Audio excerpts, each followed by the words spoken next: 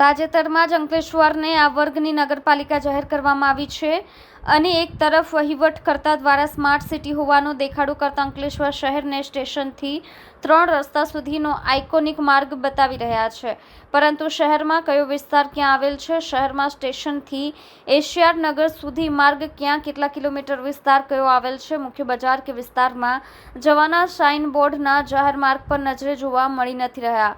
શહેરના મુખ્ય માર્ગ પર 4 થી વધુ સ્થળે દિશા અને માર્ગસૂચક બોર્ડ સાથેની એન્ટ્રી આવેલ છે, જે ખાનગી કંપનીને જાહેર ખબર સાથે વિસ્તાર દર્શાવતા મેપ લગાવવાના હોય છે. તે એન્ટ્રી પણ 30% ભાગ પણ હાલના ગેન્ટ્રીઓ પર જાહેર ખબર છે, તો આ વિસ્તાર દિશાસૂચક કે માર્ગસૂચક સાઇન બોર્ડ જ ગાયબ થઈ ગયા છે. શહેરમાં તમને ક્યાં જવું છે, કયા વિસ્તારમાં જવું છે તે અંગે, તે વિસ્તાર અંગેની કોઈ જ માહિતી આપતા બોર્ડ જોવા મળી નથી રહ્યા. વર્ષોથી રહેતા શહેરીજનોને ખબર છે કે કયો વિસ્તાર ક્યાં આવેલ છે, પણ જિલ્લા બહારથી આવતા અને તેમાં પણ ખાસ પ્રથમ વખત આવતા લોકો માટે તો સાઇન બોર્ડના રહેતા ગોઠે તેઓ ચઢી જાય છે. કોઈ ટીખળખોર ઉલટો રસ્તો કે વિસ્તાર બતાવે તો તેઓ ભૂલા પડી શકે એમ છે. આ વચ્ચે પાલિકાના વહીવટી તંત્રના પદાધિકારીઓથી માંડીને અધિકારીઓ પણ આ માર્ગેથી પસાર થાય છે, ત્યારે તેમને પણ શહેરની ઓળખરૂપી સાઇન બોર્ડો ઓઝલ થઈ ગયા હોવાની પ્રતીતિ થઈ રહી નથી.